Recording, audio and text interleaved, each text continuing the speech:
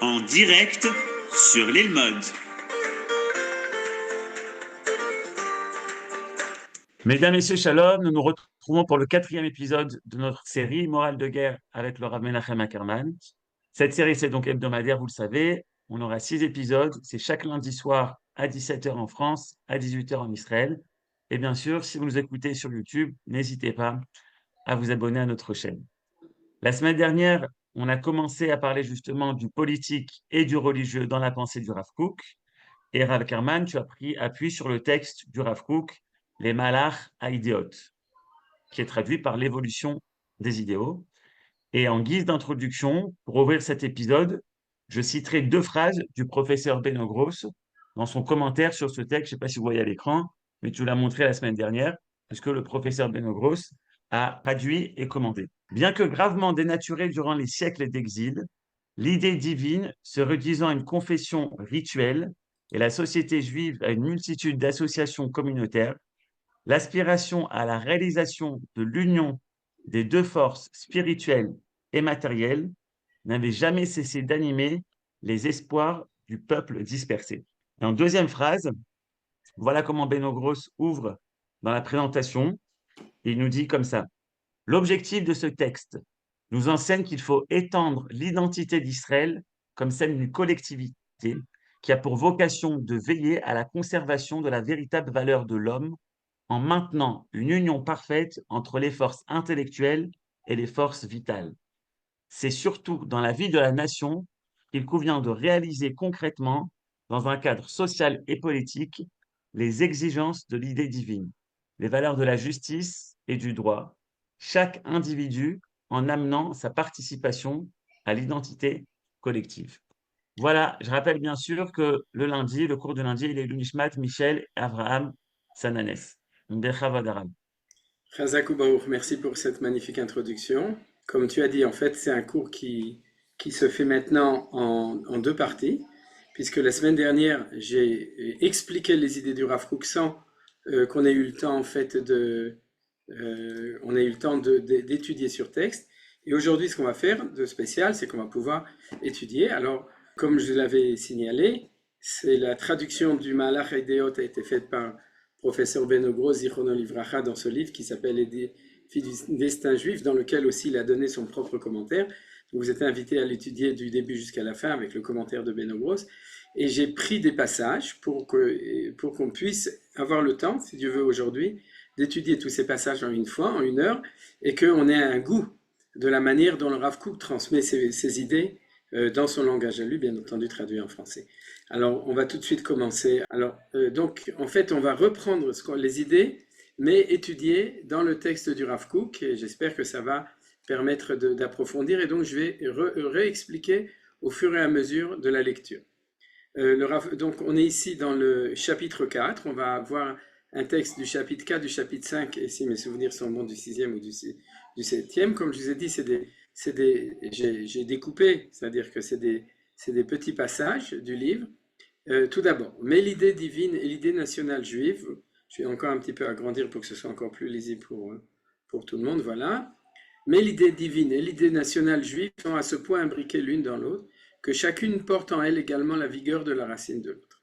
C'est-à-dire que l'idée fondamentale, comme on avait vu la semaine dernière, du Rav Kook dans ce Mahamar, et c'est, pour certains ça peut sembler normal, mais la manière dont le Rav Kook l'a développé, c'est absolument extraordinaire, c'est exceptionnel, c'est de dire que le judaïsme, le peuple juif, il porte en lui 2 idées qui sont obligées d'aller ensemble, qui est l'idée de divinité et l'idée de national. À idea elokit, va idea aleumit, dans le langage du Rav Kook. Il dit ce mot idea, et le fait qu'ils soient imbriqués, ça veut dire qu'il y a une condition sine qua non que les 2 sont ensemble. Ça va se développer dans l'étude de la semaine dernière, de cette année, pour bien mieux approfondir cette idée, puisque c'est ça, en fait, l'idée de tout le Mahamar du Rav Kook, le Mahalach Haïdéot, le processus des idéaux, c'est ces 2 idéaux-là qui sont les fondamentaux.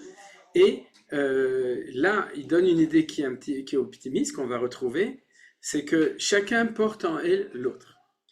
Vous comprenez? C'est-à-dire que même si l'une vient à manquer, il y aura toujours à l'intérieur de l'autre, par exemple dans l'idée nationale, il y aura une idée divine. Et dans l'idée divine, il y aura l'idée nationale. C'est ça qu'on va voir aussi dans certains passages du texte de Rav Kook. De toute façon, l'idée nationale comporte dans sa structure interne, c'est le développement de ça, l'idée divine. Cette dernière, donc l'idée divine, ne peut renoncer à exercer son influence sur cette nation qui est son point d'insertion dans le plan général de l'histoire. C'est-à-dire, qui c'est le peuple juif qui est le point d'insertion de l'histoire, c'est la nation. Aussi ne manquera-t-elle pas de revivifier d'une certaine façon le sentiment national, même s'il se trouve affaibli et déficient. Alors, comme on l'a vu dans le titre, on va beaucoup analyser les tares ou les maladies qui ont été dues au fait que pendant 2000 ans d'exil, il y a eu éclatement, disparition de l'idée nationale. C'est-à-dire, il n'y a plus d'idée nationale. Alors tu pourrais dire, ça ne change rien, un juif à Paris, à Tombouctou ou à Jérusalem, c'est le même juif. C'est ça que nous dit le Rav Kook, absolument pas. Il faut tout le temps vérifier l'idée de nation par rapport à l'idée divine. Mais comme il dit, l'olidog, c'est-à-dire même si on est en situation très mauvaise, il y aura toujours le fait que l'idée divine est obligée d'être à l'intérieur de l'idée nationale. C'est-à-dire, elle est obligée d'influencer dessus, puisqu'en fait, nous sommes le peuple qui, en tant que peuple, portons dans l'histoire la divinité de Hachem. C'est-à-dire, Amzu Yatzar Teli, Teilati Yetzaperu, c'est-à-dire, nous sommes le peuple qui avons été créés par Dieu pour représenter Hachem. Alors maintenant, on rentre dans les détails. La première idée, j'en ai parlé la semaine dernière, mais maintenant on le voit dans le texte, à l'intérieur du texte, on va le voir dans 2 ou 3 passages aujourd'hui, c'est qu'est-ce qui se passe au niveau religieux quand on est en exil. Vous comprenez? Parce qu'il faut dire qu'un religieux normal de Belleville ou de Borough Park, ou même de Bnei Brak, pour dire un nom comme ça d'une Kehila qui est charédite, il va dire que ce qui change, c'est peut-être le climat, ici il fait plus chaud, ou les guerres, mais au niveau religieux, c'est exactement la même chose partout. On peut faire la Torah ici, on peut faire la Torah ici. Il y a peut-être plus de synagogues en Israël, mais il peut aussi y en avoir plus à Vilna, par exemple. Et donc, le Rav Kook va maintenant nous analyser, puisqu'il y a disparition de l'idée nationale, en quoi ça va influencer sur l'idée religieuse. Alors voilà, il va dire comme ça, rétrécissement de l'idée divine, invention de la religion. Les titres sont de professeur Benogos. L'idée divine ne pouvait plus exercer son action sur une forme nationale dénaturée et avilie, changée en sauvageon d'une vigne étrangère, ça c'est en hébreu, c'est une traduction d'un passage de Yirmiyahu, puis complètement anéantie. C'est-à-dire qu'à partir du moment où la forme nationale disparaît en exil, à ce moment-là, l'idée divine ne peut plus exercer son action. Durant toute la période de l'exil, donc on y est, elle se rassemble dans un exigu et humble réduit, dans le mini-sanctuaire des synagogues et des maisons d'études, dans la vie intime de la pureté familiale, dans les limites de l'observance religieuse de la loi et de la Torah. Leur valeur se borne à n'être que des signaux de rappel, ce sont des restes de ce que fut une conduite vivante et globale, et qui retrouvera sa plénitude lorsque Dieu ramènera les captifs de son peuple. C'est-à-dire que là, la grande idée, c'est que s'il n'y a plus de nation, il n'y a plus de divinité, en gros. C'est-à-dire, il a dit dans le passage d'avant que c'est complètement impossible, c'est-à-dire qu'elle va rester de manière cachée à l'intérieur de quelque chose qui a aussi disparu, c'est-à-dire notre conscience nationale quand on est en exil, puisqu'il n'y a plus de nation. Mais, alors, ce qui va remplacer, c'est la religion. Et c'est quoi la religion? C'est une réduction qui est dans ce qu'on a dit. C'est pour ça qu'il appelle ça les synagogues des mini-sanctuaires. C'est ce qu'on appelle le Mikdash Me'at. Vous savez, c'est-à-dire que chaque synagogue s'appelle un petit temple. C'est-à-dire que ça ne s'appelle pas un temple, ça s'appelle un mini-temple.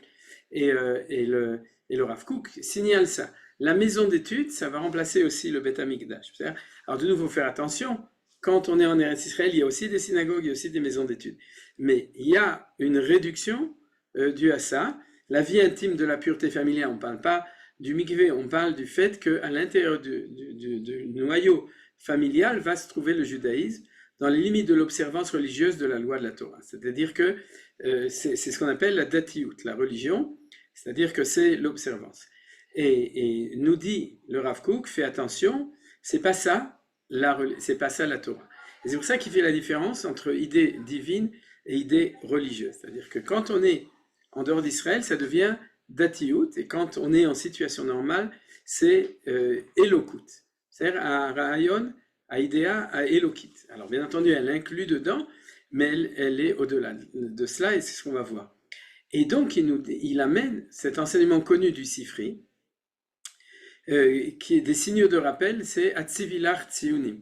C'est-à-dire, c'est un enseignement qui nous dit que quand on est en dehors d'Israël et on fait les mitzvot, elles n'ont pas un impact absolu, c'est uniquement pour qu'on n'oublie pas, pour qu'on puisse revenir pour les faire quand on revient en Israël. Alors, dans la lecture classique de cet enseignement-là, pour ceux qui ont le courage quand même de le dire, c'est-à-dire que quand tu es en dehors d'Israël, ça vaut pas, entre guillemets, c'est-à-dire c'est pas la même chose, mais ils disent, c'est quoi l'idée d'entraînement?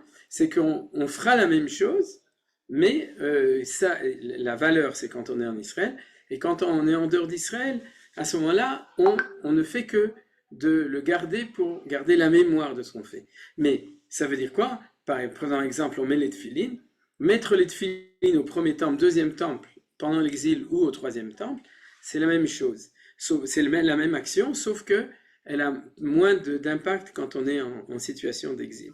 Ce que nous dit ici le Rav Kook, c'est que c'est pas du tout ça. C'est le fait même que ce soit des signaux de rappel, c'est une restriction de la religion. C'est-à-dire c'est pas la même religion. C'est-à-dire c'est une religion qui est restreinte à ce qu'on a vu avant, et c'est ça ce qu'on appelle Atzivilar Tzionim, c'est-à-dire que c'est des signes de rappel. Le fait même que ce n'est que ça, c'est déjà le fait que c'est pas la même chose, c'est pour ne pas oublier, on fait pas la même chose. C'est ce qu'il dit ici dans la phrase suivante, ce sont des restes de ce qui fut une conduite vivante et globale, et qui retrouvera sa plénitude lorsque Dieu ramènera les captifs de son peuple. C'est-à-dire qu'il faut s'attendre à ce que le judaïsme du retour en Israël, c'est pas la même chose. C'est-à-dire c'est une conduite vivante et globale, alors c'est autre chose. Alors on va voir, il était certes impossible de se révéler à une nation brisée et déchirée, aux membres isolés ou disloqués, à un peuple dispersé en exil, exposé aux provocations et au sarcasme, avec la même vigueur d'élévation et la vision d'unification des deux idées concordantes. Donc, en fait, qu'est-ce qu'il dit? C'était, même au niveau rationnel, c'est impensable qu'une nation qui n'existe pas, qui est disloquée, brisée, déchirée, etc., et isolée, c'est-à-dire chacun séparément, ils ne peuvent pas pratiquement, d'accord, et en plus avec les provocations qui est une révélation de la grandeur de l'idée de la Torah, on pourrait dire, ou l'idée divine. Mais ici, il y a un mot qui est important, c'est le mot se révéler. Pourquoi c'est un mot important? Parce qu'en fin de compte, ça nous signale en quoi aussi il y a une restriction. La restriction, on l'apprend aussi dans d'autres cours en ce moment, sur Oroteret Israël, c'est ce qu'on a appris, c'est que quand on est en dehors d'Israël, l'idée divine disparaît parce que l'idée de Shrina, la présence de Dieu, et l'idée de prophétie disparaît. Alors c'est ça la religion. La religion, c'est un judaïsme sans Shrina, sans présence de Dieu, et sans révélation, et sans prophétie. Donc il n'y a pas. Et ce que nous dit le Rav Kook, c'est que le Kéli, pour que la révélation soit possible, alors ce qu'on apprend dans le mercredi, c'est la terre d'Israël, mais c'est le peuple d'Israël. C'est-à-dire s'il y a dislocation, il y a disparition de l'idée divine. Maintenant vous comprenez, l'idée divine, c'est au-delà de la religion qui est obligatoire, c'est-à-dire faire les mitzvot, etc. C'est quelque chose qui est beaucoup plus haut, c'est la conscience d'une présence de Hachem dans le monde, c'est-à-dire qui est beaucoup plus importante, et c'est ce qui nous dit, impossible que ça se révèle s'il n'y a pas l'idée de nation. Alors ça, c'est l'idée du Rav Kook maintenant, qu'il est en train de nous dire. C'est-à-dire la présence de Dieu dans sa réalité n'apparaît que quand il y a la présence de la nation. On continue, dans leur puissance et leur gloire d'antan, trône de gloire sublime dès leur origine, lieu de notre sanctuaire. Comme Mikdash chez nous, donc, il y a aussi allusion dans Jérémie du fait qu'il faut l'endroit en Israël, l'endroit du peuple juif, c'est aussi le Beth Amikdash. Lorsque le peuple résidait en sécurité dans son pays, vous voyez, il y a la notion de sécurité qui est importante. Il ne suffit pas d'être en Israël, il faut être en Israël en situation de sécurité. Mais l'idée divine, de par sa transcendance, maintenant, ce qui va, c'est dans la dialectique de Rav Kook qui va nous dire, mais il y a toujours un résidu obligatoire, sinon on mourrait complètement puisque c'est impossible autrement. Donc l'idée divine par sa transcendance, de par sa force vitale, était seule capable d'insuffler un souffle de vie même dans ses ossements desséchés. Elle seule conservait la capacité de préserver le point central de Sion, fondant de la communauté d'Israël sa qualité nationale, de telle manière qu'elle puisse ressurgir lorsque sonnera l'heure de la fin de la dispersion. C'est-à-dire, qu'est-ce qu'il nous dit ici? C'est toujours dans la même dialectique. Quand c'est l'exil, c'est pas seulement que le peuple disparaît, c'est que la divinité disparaît et qu'il nous reste plus que de la religion. Vous comprenez? Ça, c'est la première chose. Mais comme on doit revenir, c'est comme le fait que, vous savez, dans tous les ossements, il y a un os qui s'appelle le louz, qui disparaît pas, duquel la personne va revivre, d'accord? Et donc, on dit que c'est l'os qui est ici, c'est pour ça qu'à la Havdalah, on met un peu de vin ici sur le louz. Et donc, au niveau du peuple juif, ce que nous dit le Rav Kook, n'oublie pas que même si tout ça, ça a disparu au niveau réel, au niveau de la conscience des gens, mais il est toujours à l'intérieur, de manière, on pourrait dire homéopathique, à l'intérieur, il y a la connaissance du fait qu'on est une nation, et la connaissance du fait qu'il y a une divinité qui est au-delà de la religion. Et il dit, ça s'appelle le point central de Tzion. Il y a aussi un petit peu un jeu de mots parce qu'il s'appelle ça Nekudat Tzion. Or, dans le verset d'avant, Atzivilar Tzionim, Tzion, c'est faire des signes, garder des signes en mémoire. Et là, c'est pas Tzion, c'est Tzion, mais Nekudat Tzion, le point central de Tzion. Alors, ça, c'est ce qu'on a étudié le cours de mercredi. C'est-à-dire que qu'est-ce qui fait qu'il y a quelque chose qui reste même quand on est dispersé? C'est qu'il y a toujours le point central de Jérusalem, de Tzion, la conscience pour n'importe quel juif qui les gravite autour du point qui était Jérusalem, Tzion, le temple, etc. C'est ce qui nous a préservés. Et on ne savait pas pourquoi.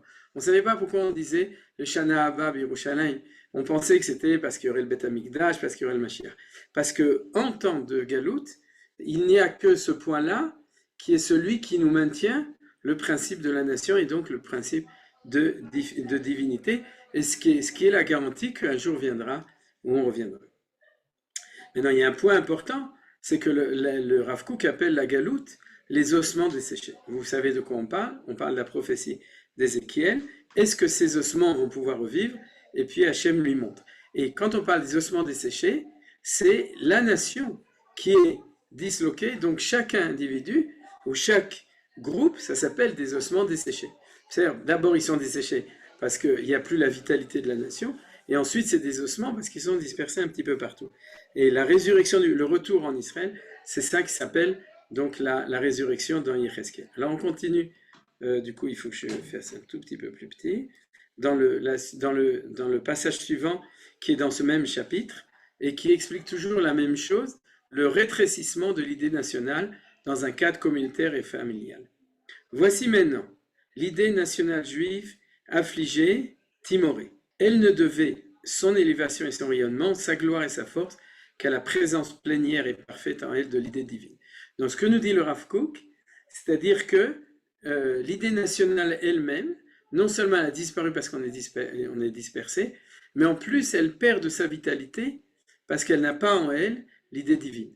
Vous comprenez? C'est-à-dire que le malheur est double quand on est en exil. Le premier malheur, c'est qu'on est disloqué, donc il n'y a plus d'idée nationale. Et le deuxième, c'est que il n'y a plus de contenant pour l'idée divine. Puisqu'il n'y a plus de contenant, donc à part en mémoire, de manière cachée, de manière réelle, elle n'existe plus. Donc de nouveau, religieux, c'est pas divin. Elle se retrouve défaillante, on parle de l'idée nationale, avilie par son asservissement, ça c'est évident, on est en asservissement, méprisée, dépréciée, manquant de souffle d'air pour respirer de subsistance, pour assurer son maintien et sa pérennité. Donc ça veut dire que quand on est en exil, on perd la Ga'ava Leumit. Vous comprenez ce que c'est? Tout ça, c'est pour comprendre ce qui arrive quand on revient en Eretz Israël. Quand on est en dehors d'Israël, puisque la nation n'existe plus, les caractères d'une nation, c'est en fait la gloire et la force et le rayonnement de la nation. C'est-à-dire, et ça, c'est ce qu'on voit. Quand on revient en Israël, tout d'un coup, les Juifs, de nouveau, ils sont Bekomas Zekoufa, le peuple juif, et en tout cas, c'est ce qui doit être, et quand ça l'est pas, c'est-à-dire, il se tient debout et fier. Fier, le peuple, comment il avait dit de Gaulle, peuple sûr et fier de fait. Et donc, les individus dispersés, on prend la suite, n'ont plus d'existence nationale. Toutes les manifestations collectives productrices de sentiments intenses, de gloire, de puissance, de fierté ont disparu, objet d'une totale amnésie. Donc, vous voyez que la situation est très grave. C'est-à-dire qu'on développe une autre idéologie, par exemple, il faut être que modeste, il faut être humble, il ne faut pas être chutzpan, il faut pas se tenir la tête droite, etc. Parce que ça, c'est pas juif, c'est les goïms. Nous, on est toujours comme ça. C'est des idéologies galoutiques. Et nous dit le Rav Kook, c'est pas normal.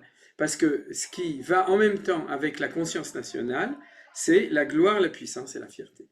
C'est-à-dire, c'est pas des gros mots, et vous savez que l'Occident a des problèmes avec ça. Bon, vous savez qu'il y a eu des élections en France, je crois que vous êtes au courant, plus que moi même peut-être, mais si vous voulez, là, il n'y a pas de honte, au contraire, ça fait partie de la normalité d'une nation, que parce qu'elle est une nation, il y a des caractères qui sont d'ailleurs transmis à l'individu, qui sont fierté, gloire, puissance. C'est pas du fascisme, c'est du normal. C'est ce que nous dit le Rav Kook. Or, il nous dit, quand on est en exil au bout de 2000 ans, on devient amnésique, c'est-à-dire on a même oublié que des choses comme ça, ils existent. Des rudiments de... Alors il dit, qu'est-ce qui reste un petit peu? Des rudiments de ces sentiments concernant la morale, la spiritualité, l'organisation sociale subsistent grâce à la mystérieuse qualité interne de l'idée nationale recueillie dans l'essence même de l'idée divine. Puisque un juif est toujours lié au niveau de sa neshama avec Dieu, alors il porte en lui un petit peu de son nationalisme, c'est-à-dire de sa léoumiout. Elle est où? Elle est à l'intérieur de sa divinité qui est dans sa neshama et aussi de la léoumiout. Alors comment il va le traduire? Avec la morale.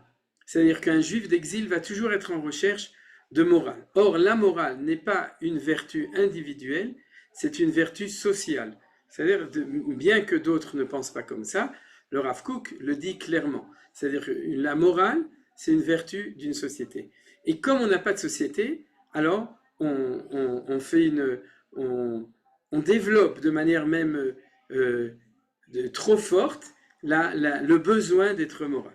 C'est-à-dire on a besoin d'être moral parce que par ça on va exprimer le fait qu'on sait à l'intérieur de notre neshama qu'on était et on sera une société. Alors le peuple juif parle beaucoup de morale. Il est plus moral et moralisateur que les autres nations. Mais il nous dit, le Rav Kook, fais attention.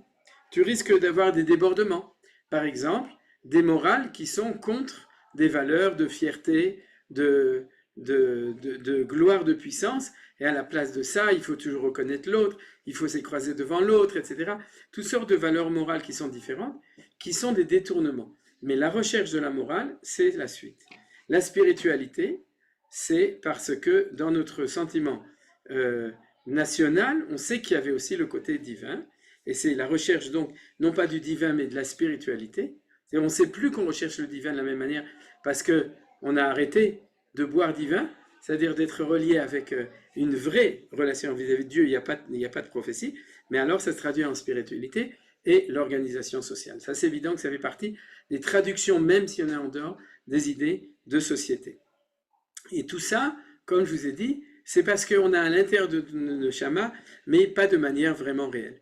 La lumière divine, dans l'essence même, la lumière divine, dans la mesure forte réduite qui en reste, donc on est dans l'idée divine, se retrouve dans le mini-sanctuaire, c'est ce qu'on a vu tout à l'heure, de la vie consacrée à l'accomplissement des commandements et à l'étude l'étude de la Torah. Donc, on traduit la lumière divine, ou on la restreint dans la religion. Ces éléments subsistent dans la mesure où la faible force vitale qui demeure dans la ténébreuse galoute peut les supporter et les recueillir grâce au génie du passé et à la consolation dans l'avenir dans l'attente de la délivrance, lorsque Dieu consolera son peuple, sauvera Jacob et le fera revenir dans sa demeure. Donc, même toute cette religion-là, elle ne vaut rien si on n'a pas la mémoire de la splendeur passée et l'espérance de la splendeur future. Vous comprenez? Il n'y a pas de judaïsme en exil s'il n'y a pas une mémoire dans ses racines du fait qu'il fut un temps où c'était quelque chose de grandiose et qu'un jour viendra où ce sera quelque chose de grandiose. Imaginez-vous par exemple un exemple, c'est quoi Pessah quand il y a le temple, c'est quoi le Pessah quand il n'y a pas de temple?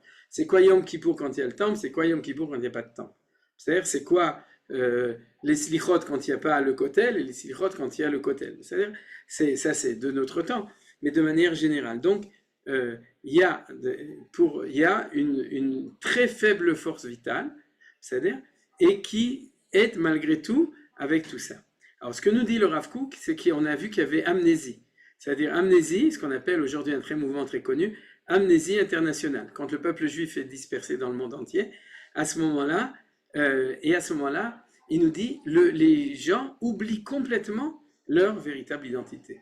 Ils sont des juifs de synagogue, ils connaissent plus ce que c'est que l'idée nationale, ils connaissent plus ce que c'est que l'idée divine, donc notre vraie identité, et ils sont dans la religion, et il y en a quelques-uns qui le savent. Seules des âmes pures sont en mesure d'estimer l'intensité de cette douleur et de cette tristesse, de considérer la détresse universelle qui enveloppe et pénètre jusque dans les détails cette vie malheureuse, emplie de la colère de Dieu, de la séparation des alliés et de l'amoindrissement des lumières. La séparation des alliés, c'est l'idée nationale et l'idée divine qui sont divorcées puisqu'il n'y a plus de nation et que la divinité du coup n'a pas de possibilité d'être localisée, et aussi l'amoindrissement des lumières. C'est-à-dire les lumières de la divinité et de la nation sont pratiquement éteintes. Il y a des toutes petites lumières qui sont, comme on a dit, le judaïsme tel qu'on l'a connu ou dans l'histoire des nations. Et les seuls qui le savent, c'est des grandes âmes. C'est celles qui faisaient Tikkun Chatzot et ils savaient ce qu'ils faisaient. Et ils pleuraient sur l'exil de la Shrina. Par exemple, le Ramchal, dans le livre qui s'appelle Mesilat Yesharim, le sentier de la rectitude, dans son dernier chapitre, il parle de celui qui est arrivé au plus haut niveau, le chassid.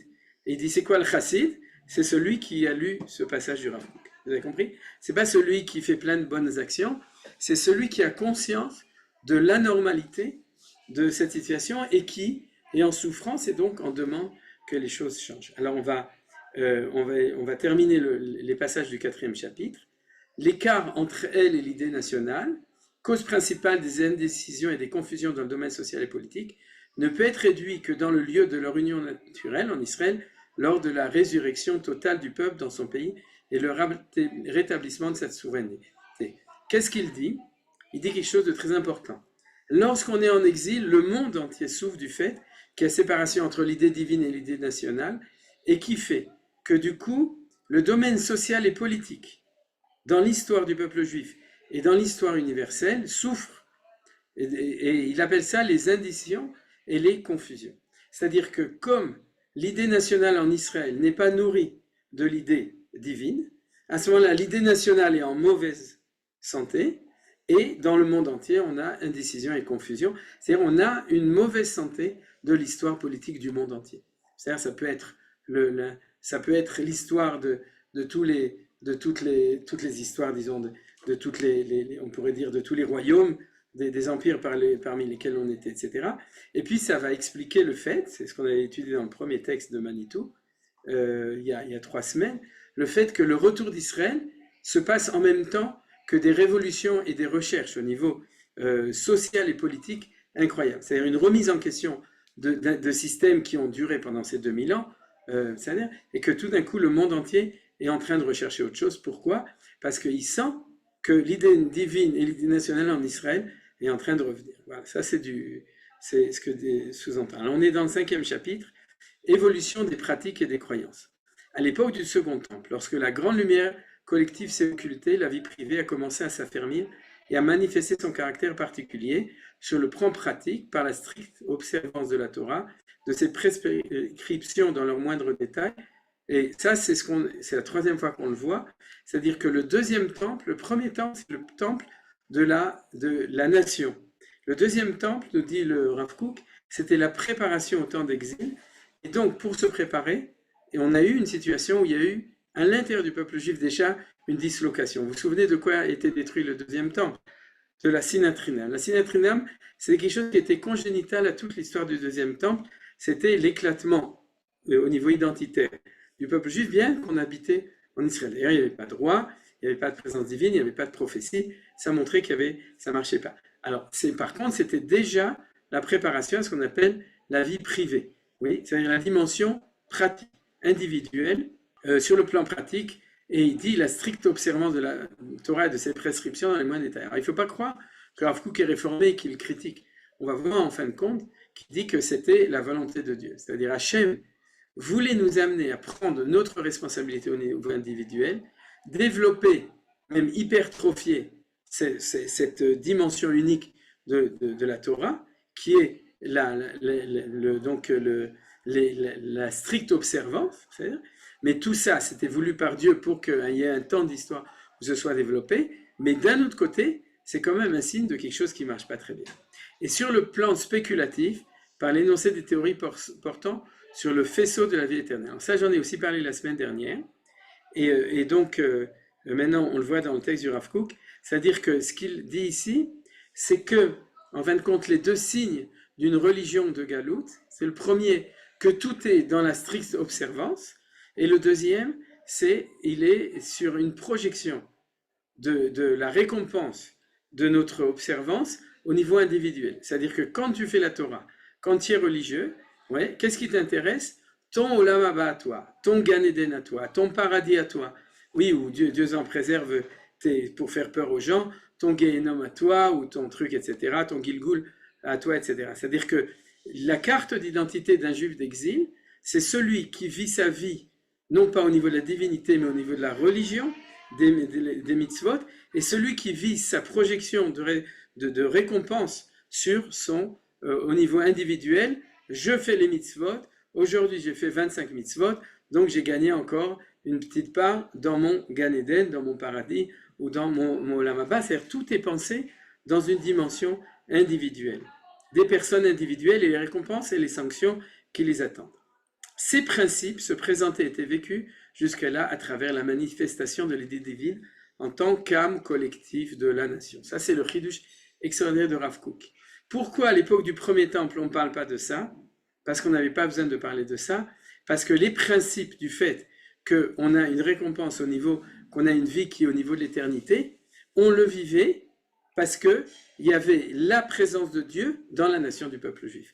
Or, le peuple juif étant éternel, Netzach Israël Oishaker, et vu que cette éternité, ce n'est pas une éternité historique, c'est une éternité divine, puisque la présence de Dieu est dedans, quand je vis à l'intérieur du peuple juif en Israël, je sens que je suis éternel ici, même quand je le vis à l'intérieur de mon monde présent. C'est-à-dire, ma vie, je sens qu'elle transcende mon destin individuel qui a une fin, et donc du coup, j'espère qu'il y aura quelque chose après, et je parle de mon paradis, etc. On n'a pas besoin d'en parler, parce que je me sens faisant partie de l'éternité, parce qu'elle se manifeste, non pas au niveau national pur, mais au niveau de la divinité qui est à l'intérieur de la nation. Or, HaKadosh Baruch Hu, Yud Kevavke est éternel, donc dans la nation d'Israël, on sent l'apparition de cette éternité, et on en est nourri, et du coup, on ne parle pas du paradis, de la continuation de l'âme, etc., qui sont des vérités, mais on n'en a pas besoin. Regardez ce qu'il dit, elles étaient incluses dans son trésor supérieur, ne ressortaient pas et ne se détachaient pas à cause de l'éclatante lumière collective de l'idée divine juive, comme une bougie face à une torche et une chandelle en plein jour. Ça, c'est une idée très forte. C'est-à-dire, vous avez des forces fortes et des forces faibles, ce qu'on appelle une bougie et une lumière. On ne parle pas d'une bougie quand on a un projecteur à côté qui éclaire. C'est-à-dire, on sait que la bougie est allumée. La bougie, c'est le destin individuel. Vous savez, Ner Hashem Nishmat Adam, l'âme d'une personne, c'est comme un nerf. C'est pour ça qu'il y a des gens qui ont les nerfs. Mais, ceci dit, on n'en parlait pas parce qu'on sentait la puissance de la vie du peuple juif à l'intérieur de la révélation de la divinité qui se trouve à l'intérieur de la nation. Et quand ça disparaît, on est en exil, on fait nos mitzvot et on s'inquiète de notre petite chandelle.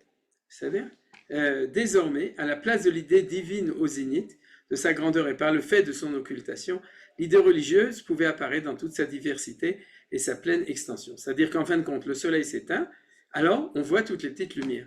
Le soleil s'éteint, on voit toutes les petites étoiles. Vous vous souvenez que Manitou expliquait que le rêve de Joseph des étoiles, c'était le rêve de l'exil. C'est-à-dire que des lumières dans l'exil. C'est même marqué dans les Midrashim. C'est-à-dire que, en fin de compte, le Rav Kook nous dit, la religion, c'est vrai, mais c'est tellement pas fort, ou les destins individuels de paradis, etc., c'est vrai, mais c'est tellement pas fort au niveau de l'éclairage pour l'individu et pour la nation, quand on a le grand phare de la nation, c'est-à-dire l'éclairage qui est la divinité, ce qu'on appelle la divinité, l'idea Elokit, lignée de divinité qui apparaît que quand on a une nation, que du coup, elle n'apparaît pas même au niveau verbal ou écrit dans les textes, puisque elle n'a pas d'une valeur tellement importante par rapport à la valeur collective et la lumière collective. La morale individuelle, vous voyez, on passe d'une morale collective qu'une morale sociale à une morale individuelle. Je donne ma petite tzedaka, j'aide mon voisin, c'est-à-dire je fais un petit gmach ici, un petit gmach là,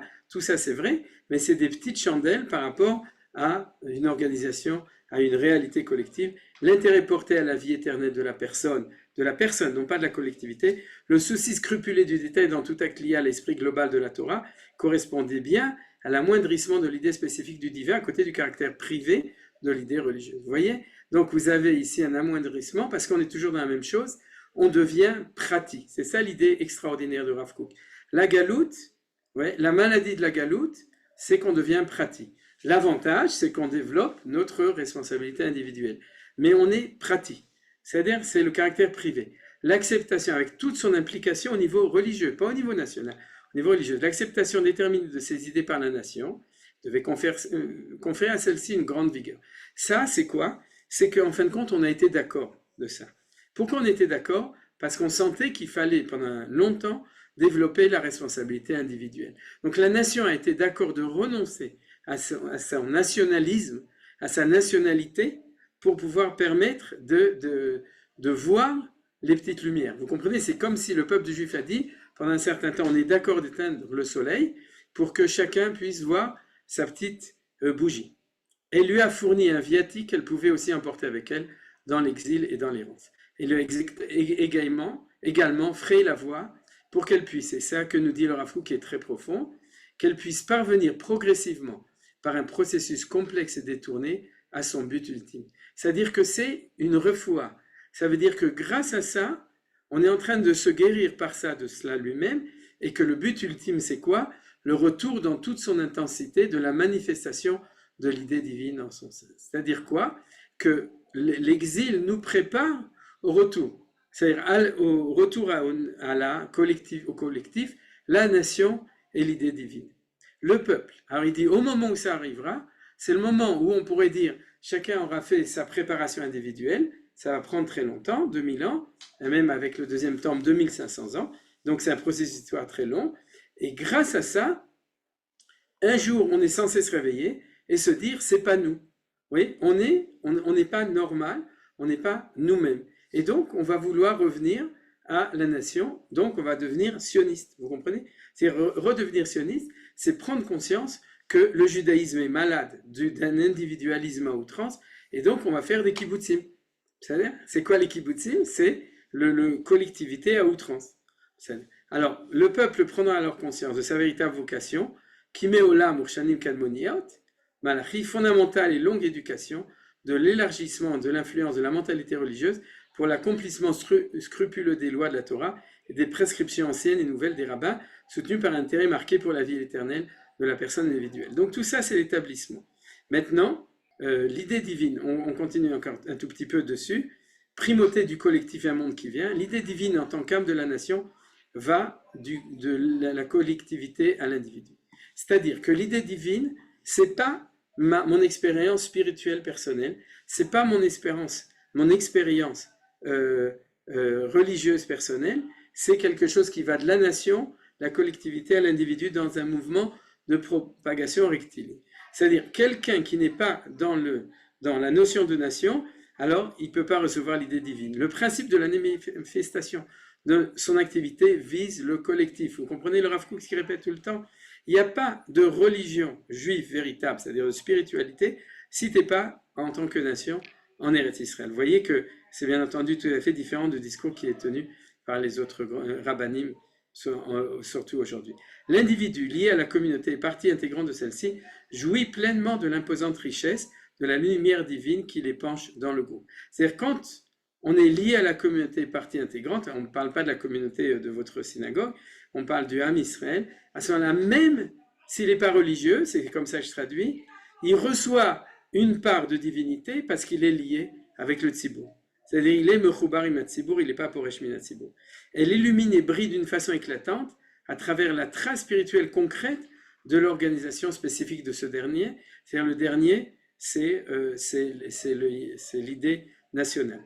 Cette lumière globale s'étend sur les hauteurs de la nuée. Nul besoin en conséquence de parler de récompense à des personnes individuelles pour lesquelles l'existence idéale ne s'accomplit qu'à mesure où les ressentent totalement leur récession dans la vie communautaire. C'est-à-dire que dès que tu es lié avec la communauté, tu t'intéresses plus à ces promesses de Olam Haba parce que tu t'intéresses à ta vie collective qui est à l'intérieur de toi. L'importante déclaration, regardez, je marcherai en votre sein, je serai pour vous Elohim, et vous serez pour moi, à moi pour peuple, qui au début de Parashat Bechukotai pour le Rav Kook est fondamental. Ça veut dire quoi? Quand vous serez mon peuple et que je serai votre Dieu, alors la Shrina sera au milieu de vous. Et quand la Shrina sera au milieu de vous, alors c'est que vous aurez réussi à être un peuple. Donc on comprend maintenant, puisqu'on parle de Shrina, avec la Shrina à l'intérieur du peuple juif, s'il n'y a pas de notion réelle de peuple, il n'y a pas de possibilité. Elle donne à chaque âme une force active, une puissance spirituelle supérieure à toute vérité acquise par voie intellectuelle. C'est-à-dire c'est une expérience existentielle qui est plus forte que plein de choses que tu peux apprendre dans la tête. Toutes les autres considérations qui calquent plus ou moins l'idée de la splendeur de cette lumière supérieure en dérivent et on s'en inspiré. Donc c'est pas du tout une vraie réalité, c'est uniquement des toladot. Maintenant on est au chapitre 6 qui est la fin de notre étude. Maintenant, le chapitre 6 c'est le retour en Israël. Jusqu'à maintenant on a vu notre identité en Galout qui se résume par pratiout au niveau du peuple, on est des individus, et pratiout au niveau de la religion avec son influence, son implication. Et maintenant, qu'est-ce qui se passe quand on redevient normaux? C'est quoi redevenir normaux? Nation et unification avec l'idée divine. Maintenant, les idées divines et nationales connaissent un nouvel essor. Quand? Depuis que le sionisme a commencé. Le Rav Kook était dedans. Le processus naturel de leur unification se discerne clairement lors de la renaissance de la nation qui retrouve sa vigueur. C'est-à-dire que lui voit ce que d'autres ne voient pas. Il voit que quand le peuple juif revient en Israël, c'est pas seulement de la politique, c'est pas seulement de la réalité, disons, matérielle, du matérialisme, c'est aussi que la lumière de la divinité est en train de revenir à l'intérieur de nous. Le sens intime des deux temples. Alors regardez maintenant, c'est la conclusion de tout ce qu'on a appris. Le sens intime des deux temples, le premier et le second réunis, inspire à présent le mouvement du retour vers Eretz Israël. Ça veut dire quoi? Le premier temple, c'est l'idée de divinité dans la collectivité, et le second temple, c'est l'idée de religion individuelle. Or, on a besoin de deux, klal ou prat, vous vous souvenez? C'est-à-dire que tout ce qu'on a acquis dans le premier temple, c'était notre conscience de notre normalité, nation et divinité, on n'a pas su le gérer. Deuxième temple, élaboration de notre côté individuel, et maintenant qu'on revient en RSA, on a les deux. Seulement, on n'a pas tout le monde qui fait tout. C'est-à-dire qu'on en a qui sont dans ce camp-là, et ceux qui sont dans ce camp-là. Alors, le Rav Kook, il est optimiste, parce que pourquoi il est optimiste? Parce que les lois de l'histoire sont optimistes. Vous comprenez? C'est-à-dire qu'ils ont une direction, il y a une kavana, il y a un kivun, c'est-à-dire donc, il faut être optimiste. Nous prêtons à accueillir non l'idée divine dans la forme qu'elle a revêtue chez d'autres peuples, ça veut dire ce qu'on appelle toutes les spiritualités extrême-orientales, et partout il y avait une idée divine qui s'appelait la spiritualité. C'est pas ça, il faut pas aller en Inde pour retrouver ça.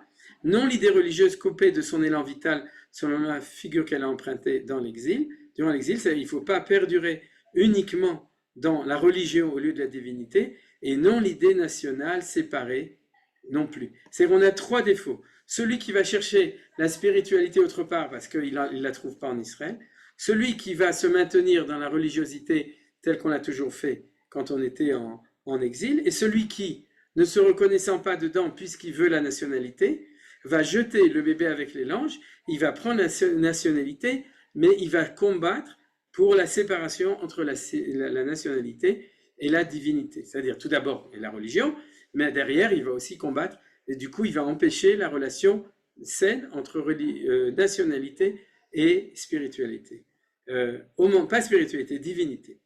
Alors nous dit Rav Kook, au moment de l'anéantissement, on est ici à droite, donc vous voyez ici, au moment de l'anéantissement de notre cadre national, chacune de ces idées séparément s'est manifestée dans des collectivités diverses, et nous devons maintenant réaliser le miracle de leur pacification. C'est-à-dire on a eu de la spiritualité qui allait se promener chez tous les goïms, on a eu de la religion chez nous et chez les goïms, on a eu du nationalisme non relié chez les Goïms.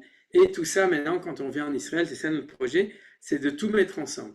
Divinité, nationalité et religion. Il faut enfin, dans le pays de la résurrection, que ces forces ainsi que ceux qui les supportent se rencontrent.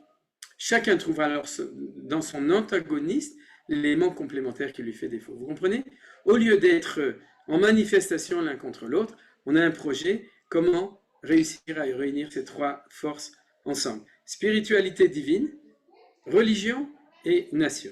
Du passé lointain, nous recueillerons l'intensité et la puissance de l'idée divine et de la période tardive, la norme de l'individu et le sens du détail. Vous avez suivi. Le passé lointain, c'est depuis Abraham Avinu jusqu'à la destruction du premier temple.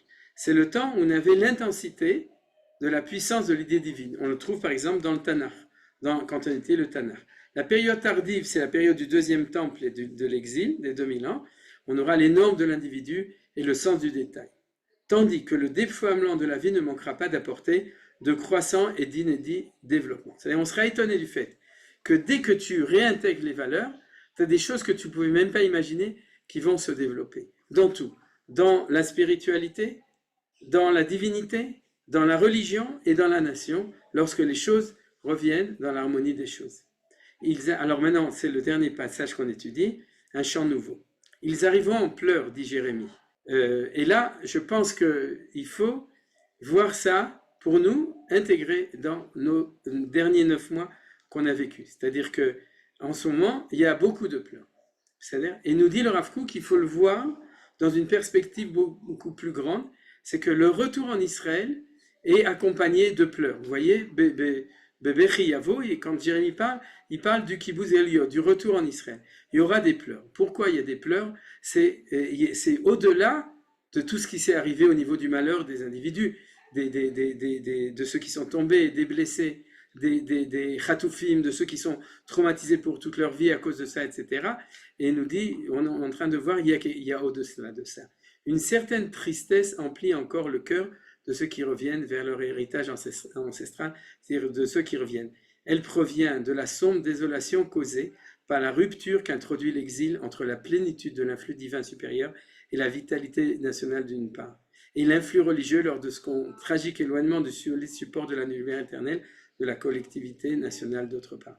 Donc le pleur, la souffrance que chacun a de son côté, c'est parce que chacun ne sait pas que ce que lui transporte, ce n'est que, on pourrait dire, le tiers de toutes les valeurs. C'est-à-dire qu'il sent qu'il y a quelque chose qui ne marche pas. Alors pourquoi ça ne marche pas? Parce que la galoute nous a séparé ce qui doit être ensemble. La rupture entre l'influx divin supérieur et la vitalité nationale. C'est-à-dire qu'on ne comprend pas, on a oublié que le peuple d'Israël est une nation saine lorsqu'elle est liée avec l'influx divin. Et que l'influx divin n'est sain que quand il est relié avec la valeur nationale. C'est-à-dire, et tout ça, vous avez vu, on l'a oublié. C'était complètement oublié, sauf dans le Shoresh la Neshama et sauf chez les grandes tzadikim qui, eux, le savaient. Et aussi, l'influx religieux, ça veut dire individuel, qui s'est tragiquement éloigné du support de la lumière éternelle. On était religieux, mais on n'était pas lié à Dieu, entre guillemets, au support éternel. On avait la religion, on s'accrochait comme ça, c'était très bien, mais on ne savait pas, parce qu'on ne savait pas. On savait qu'on était religieux, qu'on était lié avec Dieu, on croyait en Dieu, mais on ne savait pas en quoi on pouvait croire, puisqu'il n'était pas là. C'est-à-dire en grand, il y avait des petites lumières au lieu d'avoir des grandes lumières. Cependant, regardez, là c'est la lueur d'espoir. Dès qu'une étincelle de salut se met à luire dans la pensée, dès que la lumière de l'idée divine nationale, réclamée impérativement par la nature singulière de l'âme hébraïque, contrairement aux autres nations, se manifeste à travers tous les courants religieux nationaux et leurs dérivés, de sorte qu'elle puisse servir de fondement à la réalisation de l'espérance des générations, de toutes les générations d'avant qui l'espéraient sans savoir en quoi ils espéraient. Aussitôt, un chant nouveau éclate, et l'écho de la voix de ceux qui ont été délivrés par Dieu se fait entendre. C'est-à-dire, l'olidog, il y a des pleurs au début, parce qu'on sent qu'on est malade, qu'on est anormal de cette maladie qu'on vient d'étudier, de cet éclatement de ces trois valeurs, nation, divinité et religion, c'est-à-dire. Et ça, on croyait que c'était normal, parce qu'on ne connaissait rien d'autre. Et puis quand on revient, on pleure parce qu'on se rend compte. Les religieux ultra, ils pleurent, parce qu'ils croient si on va les amener à l'armée, on va faire du shmad. Et les mecs de Kaplan, ils pleurent parce qu'ils pensent que la religion, ça va tuer leur côté ou national ou non, leur côté universel de valeurs morales, etc. Et les nationalistes, ils pleurent parce qu'ils pensent qu'on va leur détruire la nation avec les mecs de Kaplan, etc. Chacun est en train de pleurer du fait qu'il ne sait pas. Mais le Rav Kook nous dit, t'inquiète pas, tu construis, tu fais, il y a ça se fait de plus en plus. Et alors il nous dit aussitôt, Shir Chadash, un chant nouveau. Et c'est quoi le chant nouveau? De ceux qui ont été livrés par Dieu, ils reviendront, iront à Sion avec allégresse, avec au front une joie perpétuelle, la gaieté de la joie surviendront, l'affliction et les gémissements fuiront. En hébreu, on va le voir ici, alors là ils l'ont traduit un petit peu différemment, Uvdouye Adonai Yeshuvu Nuvaot Sion Berina Vesimchat Olam al Rosham, ça sonne Vesimcha Yasigu Veyanasu Yagon Vanacha. Alors qu'est-ce qu'il nous dit le Rav Kook? Il y a des pleurs, mais t'inquiète pas, au début Bepri Yavo, et puis à la fin, regardez le nombre de mots que nous dit Yeshayahu dans le chapitre 35, verset 10, Uvdouye Hashem Yeshuvun, Uvaot Sion Berina, dans la joie, Vesimchat Olam al Rosham, et ça nous dit Simcha Shemer Olam al Rosham. La simcha qu'ils ont eu quand au moment où à Mahamad ils ont dit Naaseh Venishma, ils ont reçu 2 couronnes, une pour Naaseh, une pour Nishma, et que al Rosham, on recevra de nouveau la même chose. Naaseh Venishma, Nishma c'est la idée élokite, Naaseh c'est la idée élomite, parce que c'est pas individuel, c'est collectif. Sasson Vesimcha Yasigu, on va atteindre le Sasson et la Simcha qui sont le summum de la joie, Venasu, et vont partir le Yagon et la Anacha. D'où on sait que le Yagon va Anacha et qui vont partir, c'est la prière de la collectivité, c'est que quand on prie pour le retour du roi, du gouvernement et de la justice telle qu'elle doit être dans la Hamida, Hashiva Shoftenu Keverishona, Ve'yaratzenu Kevatrila, Vaser Mimenu, Yagon va Anacha. Et ça fait allusion à cette chose-là. C'est-à-dire que cette tristesse de Yagon va Anacha dans la prière est liée avec le fait que dans le peuple juif, le gouvernement revient, la royauté aujourd'hui de manière politique démocratique, et puis aussi la justice, une vraie justice de Torah, etc., qui reviendra. Et en chemin, donc, Bezrat Hashem, jusqu'à là, on va pouvoir atteindre cette grande valeur. Alors, je vais terminer, donc conclure le cours de cette manière-là, en disant comme ça. C'est que quand on revient de Galout, on ne se corrige pas du fait qu'on ne parle pas bien l'hébreu, ou parce que du fait qu'on n'est pas comme nos enfants, on ne sait pas utiliser une arme, ou parce qu'on ne sait pas utiliser Internet pour payer le Massach Nassa à temps, etc.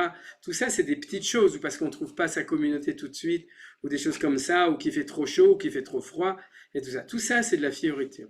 On revient d'exil et on se corrige d'une seule maladie, d'une grande maladie. C'est ce qu'on appelle l'approche individualiste au lieu de l'approche collective au niveau de la nation, et l'approche individualiste restreinte de la religion qu'on appelle la religion. C'est-à-dire au lieu de la divinité qui a à l'intérieur les petites bougies de la religion, c'est tout est pratique. La Torah est pratique, la spiritualité est pratique et la nationalité est pratique. On s'occupe de soi au lieu de s'occuper des autres. Et la vérité, c'est que aujourd'hui, quand je parle d'aujourd'hui, je parle de notre challenge d'aujourd'hui de cette guerre. Alors les gens peuvent le voir dans les pleurs, et il y a de quoi pleurer. Les gens peuvent le voir dans les rires, parce qu'il y a de quoi rire, puisqu'on est en train de faire Nekama Bagoim Tochachot Baolim. On est en train de montrer au monde entier qu'on fait ce qu'on a à faire, et ils peuvent nous dire, nous on fait ce que nous on a à faire, on fait justice. Et quand on voit justement tous ces trucs tordus qu'il y a dans le monde, justement avec toutes ces élections, etc., on voit que nous, on est en train de restituer les choses. Mais ce qu'il faut dire, les 2 maladies qu'il faut guérir, c'est la religion juive qui est galoutique, et ça c'est une frange du peuple juif qui est religieux, qui tient très profondément, et puis l'individualisme qui est à l'encontre du côté national. Et c'est pas forcément les mêmes. C'est-à-dire que quand on est, en fait, si on analyse les choses comme ça, c'est qu'Akadosh Baruch Hu, il nous donne des Issourim, mais je vais vous dire pourquoi, à mon avis, humble avis. Quand on est revenu en Israël, le sionisme était un sionisme qui, comme dit le Rav Kook, a ramené par Tchouvat HaMishkal la nation, puisque avant il n'y avait plus de nation, et donc du coup a aussi rejeté cette religion qui était antinationale, même dans sa religiosité. C'est-à-dire même la religiosité n'était pas nationale, elle n'était pas collective, elle était ma petite vie individuelle, mon destin individuel, mon petit truc, etc.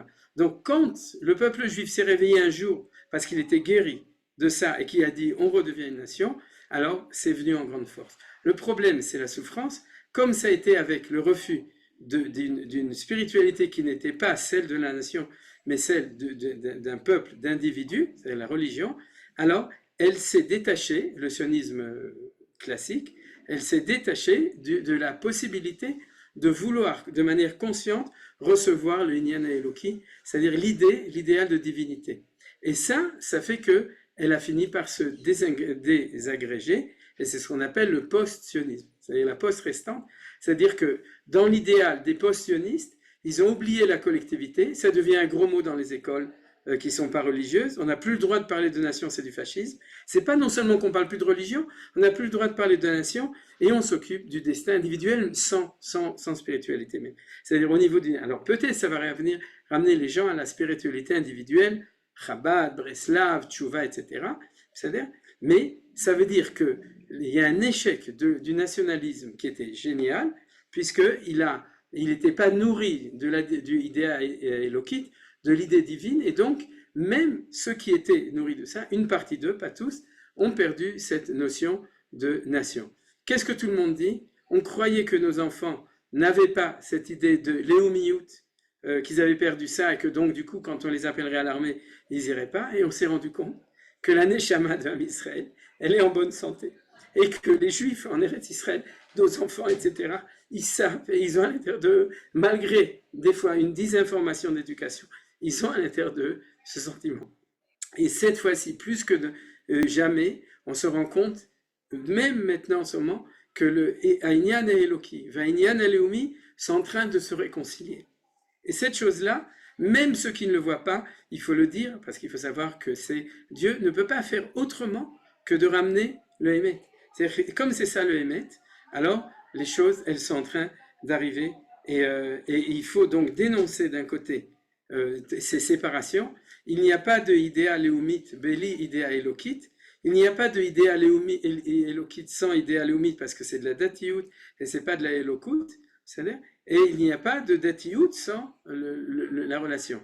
Et tout ça, on voit que l'équation, comme on l'a dit depuis le premier cours de ces trois cours, c'est-à-dire, c'est l'équation Klalouprat. Ce qu'a dit la Lidré dans le Espède de son fils, de Saadia, Yaakov Saadia, Hachem Ikom Damo, Klal ou Prat ou Klal.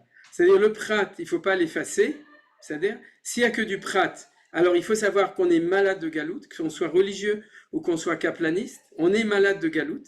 On a oublié ou on a reperdu cet élément de collectivité, c'est-à-dire, mais ce prat ne peut effacer le klal, ce klal ne peut effacer le prat. On a passé 2500 ans pour développer notre prat. Mais si ce prat ne commence pas par le klal et ne finit pas par le klal, alors la situation c'est pas la situation naturelle, normale que nous représentons aux yeux du monde entier. Parce qu'il faut se souvenir, aucune autre nation n'a cette synthèse effective qui est nourrie de la vérité de la Torah, qui est le fait que cette klaliout nationale est liée avec la klaliout de la Elokut, c'est-à-dire qui est la divinité, et qui donne aussi la place à l'individu à l'intérieur, mais avec tout ça. Et je dirais deux choses. Premièrement, pourquoi est-ce que notre divinité, je ne l'ai pas dit dans le cours, mais c'est important, pourquoi notre élément divin, il est dans le klal? Parce qu'on est croyant du Dieu Hachem Echad. Or, Hachem Echad, c'est l'unité de toutes les valeurs. Donc, elle ne peut se révéler que dans l'unité du peuple juif et pas dans l'individu. Comme disait Manitou, des tzadikim individuels, ça fait longtemps qu'il y en a, même dans les nations. Mais une nation qui est Ata Echad, Veshimcha Echad, ou Mika Amcha Israël, Goy Echad Baret, qui est Am Kadosh, qui permet la révélation du Dieu d'Israël, qui est le Dieu de l'unité, c'est dans le peuple juif, dans la Klaliout d'Am Israël, et c'est ça ce qu'on a vu maintenant, et c'est là-dessus qu'il faut. Alors, je pense qu'il faudrait dire aussi quelque chose, je l'ai déjà dit dans d'autres cours, c'est que ceux qui sont à Haza, Imar Shema Bezicham, c'est-à-dire le Hamas, c'est du Amalek. Et le rôle du Amalek, c'est de nous signaler, comme tout le Sitra Achra, de nous piquer là où on est en situation encore de maladie, et là où on doit corriger. Parce qu'on peut te piquer, là tu es en situation de maladie, mais le temps n'est pas encore arrivé de corriger. On a des temps où il vaut mieux laisser ça en veilleuse, parce que le temps va arriver où on va se corriger. On ne va pas demander à un enfant de 6 ans d'être capable d'être productif, de travailler, etc. Le temps va venir, ou de se marier. Alors, si on nous pique à un endroit, or, toute cette histoire des Khatoufim, c'est le fait que le Sitra Achra nous a signalé qu'on devait choisir entre les destins de l'individu et le destin de la collectivité. C'est-à-dire qu'ils sont en train de nous signaler par la force du Sitra Achra, ce qui ne veut absolument pas dire qu'il ne faut pas avoir de la miséricorde pour les Khatoufim ou qu'il ne faut pas vouloir ou prier pour qu'ils soient libérés. Mais ce qu'il faut analyser en une analyse clairvoyante, c'est qu'ils nous disent comme ça: est-ce que vous êtes prêts à arrêter la guerre et faire un cessez-le-feu pour libérer 120 Khatoufim, ou est-ce que vous préférez faire la guerre et donc comprendre que vous vous battez pour la nation d'Israël et que vous êtes prêts à savoir que la nation d'Israël, c'est par elle que va arriver aussi la libération des pratim. C'est-à-dire le prat viendra par le clan. Alors vous vous rendez compte, en fin de compte, ils avaient un programme, ils avaient décidé qu'ils prenaient des Khatoufim. Et eux, ils avaient leur cheshbonot, mais Akadosh Baruch Hu a ses propres cheshbonot, et nous, on doit avoir nos cheshbonot de cheshbon nefesh, d'être capable de comprendre cette chose-là. Et Baruch Hashem, Am Israël, il n'est pas si malade que ça. On voit tous les jours dans les informations qu'il y a à droite, il y a à gauche, c'est-à-dire il y a des réussites, il y a des difficultés, mais dans une vision globale, vous voyez que le temps passe, que ça prend du temps, et que ce que Akadosh Baruch Hu nous demande de faire, c'est qu'il est en train de nous faire un shiur dans la réalité du Malach Edeot B'Israël U'Bahamot, de ce que le Rav Kook nous a enseigné dans cet enseignement magnifique qu'on vient d'étudier aujourd'hui. Toda Rabba. Si quelqu'un veut poser une question ou a une remarque, bevakasha. Je ne comprends pas bien comment est-ce que le fait d'être humble et modeste n'est pas, ça ne correspond pas à notre nature. Alors, je t'explique, tu as tout à fait raison. Il y a marqué que notre nature, c'est Baishanim, Rachmanim, Gomli Chassadim. C'est au niveau de la sensibilité individuelle et même nationale, on a ces valeurs qui sont du côté du chesed. C'est-à-dire, mais quand tu n'as pas la nation, tu n'as pas la gvura, tu n'as pas le côté de la fierté. Regarde, d'accord, c'est quoi un Israélien? Ouais, un Israélien, il est sensible à l'intérieur, mais il est fier, mais il n'est pas fier de lui-même. Il est fier parce qu'il est nourri de la conscience nationale. C'est-à-dire, il se tient droit, il exprime les choses comme ça, parce qu'il est nourri non de quelque chose qui transcende son individu. Alors, quand tu n'as plus ça, alors tu portes à exergue les valeurs uniquement de l'autre côté, comme s'il n'y avait que ça. Et ça, c'est très grave, c'est la gauche. Où tu vois, où c'est les rabbins français.